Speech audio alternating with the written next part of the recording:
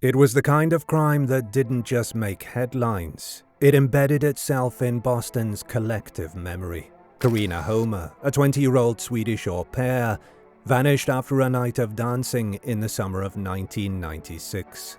2 days later, part of her body was discovered in a dumpster in the city's Back Bay. The case was shocking, not just for its brutality, but for the vacuum of answers that followed. Who killed Karina, and why?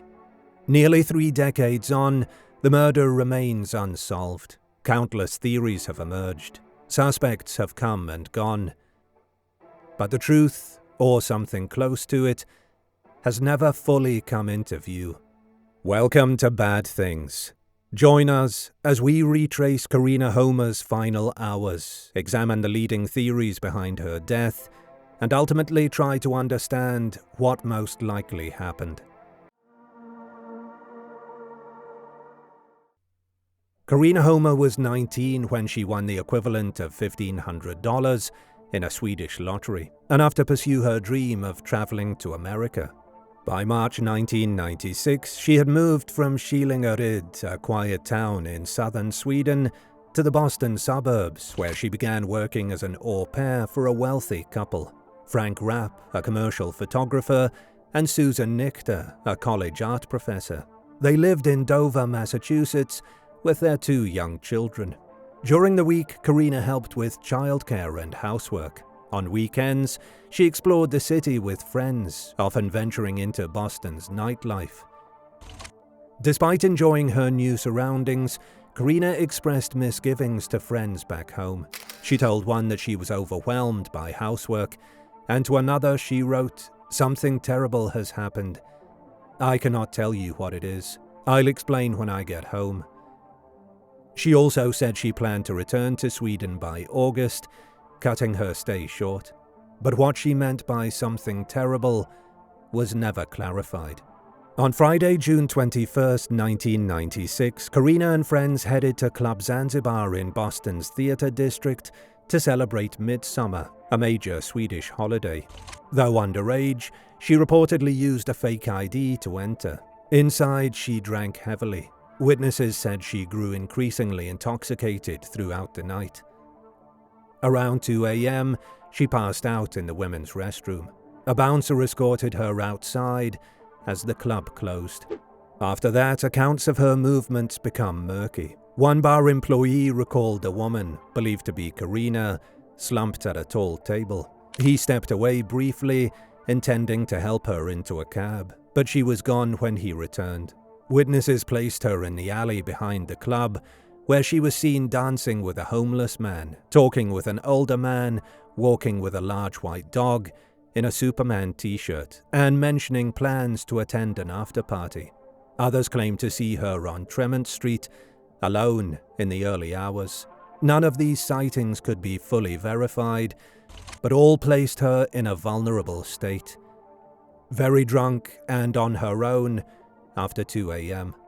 On Sunday morning, June 23rd, a homeless man searching for recyclables in an alley dumpster behind 1091 Boylston Street discovered a black trash bag emitting a foul smell. Inside was the upper half of a young woman's body. Police identified the victim the next day, Karina Holmer. The torso had been sawed cleanly in half, just below the ribs. There were no clothes, no ID, and no sign of the lower half of her body. It has never been found. An autopsy revealed she'd likely been strangled with a ligature. The body had been washed and her makeup scrubbed off. There were no obvious signs of sexual assault on the torso, and all forensic traces had been carefully wiped. A partial fingerprint was found on the trash bag, but it didn't match anyone in police databases. No blood was found in the dumpster, indicating that Karina had been killed and dismembered elsewhere. Sergeant Tom Leary, one of the first officers on the scene, later said, "I'm as puzzled as I was 20 years ago." Detectives interviewed more than 300 people, retracing Karina's steps and canvassing the area where the torso was found. Divers searched the nearby rivers for the missing lower half of her body. Flyers went up across the city, but solid leads were scarce.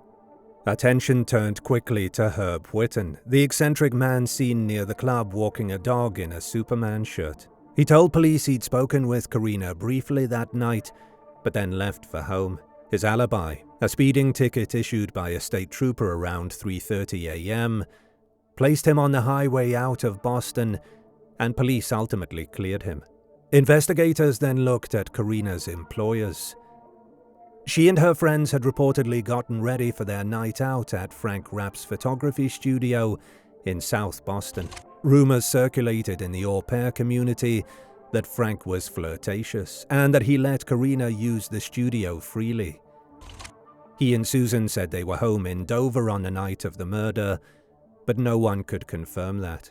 On the Monday following the murder, a fire broke out in a dumpster on or near their property. Police investigated whether it was used to destroy evidence, but tests came back negative. Still, one officer noted, dumpsters don't just catch fire. Around that time, Frank had also applied for a permit to dump trash at a private site. Another detail that raised suspicion, but police found no blood, DNA or physical evidence tying the Rapps to the crime. Despite speculation, they were never charged. Police also looked into a Boston police officer who had briefly dated Karina. Given the statistical likelihood that victims know their attackers, he was interviewed and quickly cleared, reportedly having been on Martha's Vineyard at the time. The FBI's behavioral science unit was called in. Profilers said the murder was likely not the work of a sadist or serial killer. There were no signs of torture, no mutilation beyond the dismemberment. The cutting appeared practical, not ritualistic. It was probably a first-time killer, they suggested. Someone who acted out of panic, not pathology. Despite major media coverage, the case eventually went cold. There were no further arrests, no discovery of the missing remains, no confession. In 2016, on the 20th anniversary, local news revisited the story. In 2019, newly elected Suffolk County DA Rachel Rollins reopened cold cases, including Karina's. And in 2021, police again appealed for tips, asking the public to come forward with anything, even something small. Still, Karina Holmer's killer remains unidentified. Her lower body has never been recovered. And what happened between the moment she left Club Zanzibar and the moment she was dumped in an alley remains one of Boston's most enduring mysteries. When a case leaves no clear trail, no crime scene, no weapon, no reliable eyewitness, theories become the scaffolding investigators and observers build in place of answers. In Karina Holmer's case, several theories emerged that attempt to explain how a young woman could vanish from a crowded city street and end up dismembered in a trash bag with no one held accountable. Most of these theories do not overlap. They reflect fundamentally different beliefs about motive, method, and relationship to the victim. And crucially, they all conflict with one another in key ways. What they share is one thing: none have been proven. Number 1. The host family theory. For some, the most unsettling possibility is also the closest to home. Karina's employers, a well-known photographer and a college art professor, were quickly scrutinized. But those who view the couple as potential suspects aren't relying on evidence of violence or opportunity. Instead, this theory is driven by perceived incongruities. Unusual proximity between employer and au pair, unexplained logistical decisions around waste disposal, and circumstantial timing of events following the murder. Supporters of this theory often point not to what was found, but what wasn't. A lack of alibi, an unexplained dumpster fire, a sudden permit related to private trash handling. These are not direct links to the crime, but inferred behaviors that, when assembled, suggest motive or cover-up. One speculative layer even proposes the murder was meant to conceal a pregnancy, a claim entirely unsupported by forensic evidence. The most critical challenge to this theory is practical. It requires a high-risk, high-complexity operation, including killing, cleaning, dismembering, transporting, and disposing, conducted by two people with no criminal history, no experience, and no margin for error. More to the point, it demands that trained investigators somehow missed an entire violent crime scene in one of the suspect's known properties. This theory's strength lies in its atmosphere. Its weakness lies in its assumptions. Number 2. The Voyten misdirection. No one in the case drew as much immediate suspicion as the man with the dog. His eccentric behavior, highly visible presence, and tragic end made him an irresistible subject of speculation. Voyten was not accused based on hard evidence. He was accused by vibe. This theory hinges almost entirely on public perception. Voyten was a strange man who inserted himself into nightlife spaces and was among the last people seen speaking with Karina. The most cited point of intrigue is his death months later, which some framed as an indirect confession. Yet when examined through evidentiary standards, the case against Voyten collapses. A confirmed timestamp placing him miles from the city at a critical hour effectively removes him from the window of opportunity. Those who still float this theory must dismiss that verification or argue for a level of disorganization entirely inconsistent with how the body was handled. At best, this is a theory about what people find creepy, not what's criminally probable. Number 3. The insider with authority. One theory proposes a more controlled kind of killer, someone with insider knowledge of law enforcement, forensics, or the criminal system itself. The most specific version points to a former police officer who had previously dated Karina. On paper, the idea is clean. Someone with motive, skill, and access. But beyond the archetype, this theory lacks function. The officer in question was ruled out early through standard procedures. There is no known dispute, no pattern of violence, no digital or physical trace tying him to the case. The only basis for continued suspicion is institutional distrust, the belief that a system may protect its own, regardless of guilt. While not inherently irrational, this line of thinking does not lead to evidence. It leads to implication. If a member of law enforcement had been involved, any cover-up would need to account for every missed trace. No print, no location data, no co-worker suspicion. At some point, the simplicity of the accusation is outweighed by the complexity required to sustain it. Number 4. The theatrical sadist. A more mythic theory imagines Karina as the victim of a serial killer, someone reenacting the Black Dahlia or orchestrating a symbolic crime for personal gratification. There are enough superficial similarities to make the comparison stick. The body cut in half, the urban setting, the lack of immediate motive. And historically, sensational violence attracts sensational interpretation. But criminal profiling undercuts this theory. FBI analysts noted the absence of ritualistic marks, staging, or communication, all common in signature crimes. The dismemberment appeared functional, not expressive. And most importantly, no comparable crimes surfaced before or after. If this was a serial killer, it was one who committed a single anomaly-level offense and disappeared. That's not how pattern killers typically operate. This theory is cinematic, but it's not consistent with the evidence. Number 5. The social ghost. A final theory offers no named suspect, only a type. It suggests Karina may have left the club with someone she didn't know well, someone she met that night, or someone connected peripherally through acquaintances. This is not the random killer theory. It implies a connection, however shallow. The argument is behavioral. Karina was intoxicated, separated from her group, and potentially open to suggestion or assistance. A predator in her orbit would only need a few minutes to act. This explanation does not provide closure. It doesn't give a face or even a name. but it does reflect a kind of common crime, one that leaves no digital trace, no prior link, and no repeat pattern. It also aligns with early investigator statements that Karina may have been lured, not taken.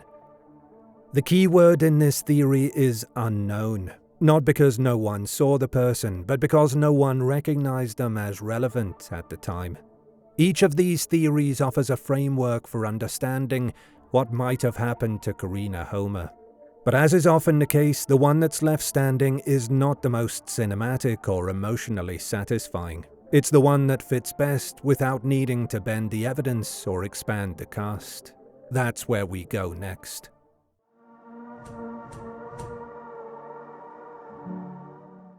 When the dramatic theories fall apart, when proximity lacks motive, when strangeness proves innocent, and when speculation collapses under its own complexity, what's left often looks unremarkable. In Karina Holmer's case, what remains is not a known suspect or a media villain, but a structure, a vulnerable victim, a moment of opportunity, and an unknown offender who made all the right choices to avoid being caught. This isn't satisfying, it's not cinematic, but it's likely. Karina Holmer was last seen in the early hours of June 22nd, visibly intoxicated, separated from her friends, and unaccompanied in an urban alley, a setting that statistically increases the risk of predatory violence. It's unlikely she was forcibly abducted from a crowd. More plausibly, someone noticed her condition, approached under the guise of assistance, and convinced her to leave with them. That person may have appeared friendly, calm, or simply non-threatening. Someone who didn't trigger alarm, even in her vulnerable state. The person she left with was almost certainly not part of her known social circle. Police interviewed hundreds of witnesses, combed through associates and acquaintances, and cleared those who had any verifiable contact with her in the hours before she disappeared. That process of elimination effectively pushes us toward a suspect who was not on their radar. Someone who had minimal or no prior connection to Karina, and whose presence in that alley wasn't notable enough for anyone to remember. This person would have needed three things: access to a private space, time, and a basic understanding of risk mitigation. The absence of forensic evidence, the full body cleaning, and the dismemberment all suggest deliberate post-crime actions aimed at concealment. That does not require expertise, but it does require calm, privacy, and planning under pressure. The most plausible scenario is that Karina was brought, voluntarily, to a private residence or secluded location. What happened next is harder to reconstruct, but the details available point toward an impulsive act that escalated. Strangulation, in many cases, occurs when an interaction turns violent suddenly. Whether the motive was sexual assault, aggression, or control, the use of a ligature suggests a methodical killing, not an uncontrolled outburst. The lack of physical struggle reported in the autopsy, no significant defensive wounds, may indicate that Karina was already unconscious or incapacitated when the act occurred. After the killing, the perpetrator had a logistical problem, a body in a private space. What followed was not theatrical, but pragmatic. The torso was cut in a way that minimized blood and required only the severing of the spine, a single-point dismemberment rather than elaborate mutilation. There was no evidence of sawing at multiple joints, no signs of sadism. This was about disposal, not display. The dismemberment likely had two goals: make transport easier and delay identification. Dumping the torso separately may have been an attempt to stagger discovery or to isolate evidence. The missing lower half could have been discarded elsewhere, possibly in water or a landfill, or incinerated if the killer had access. That portion may have contained key forensic evidence: physical injuries, traces of assault, or identifying material, which made it too risky to leave intact. The fact that it has never been found suggests the killer chose a disposal method intended to eliminate it permanently. As for the cleaning, the process was thorough. The victim's body had been washed, makeup removed, and any external identifiers erased. These are actions taken not out of ritual, but out of fear. Cleaning a body post-mortem, especially when time is limited, shows a concern with trace evidence.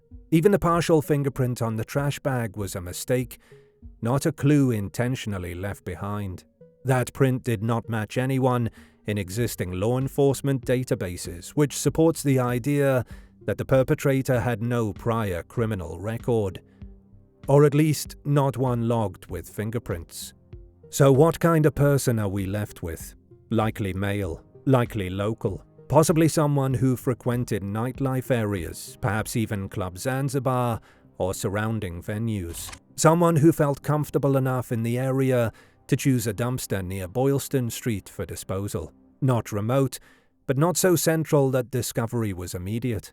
This wasn't the work of someone with insider access to police tools, nor someone acting in panic.